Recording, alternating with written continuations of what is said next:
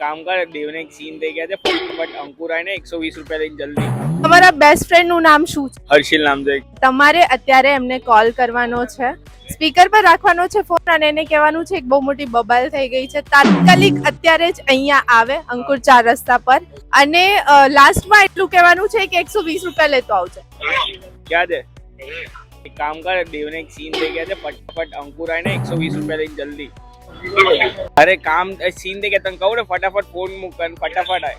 A few moments later. Emergency એવું હતું કે અમને મને દેવને ભૂખ લાગી હતી, બરોબર? તો તમે પીલા સોય ને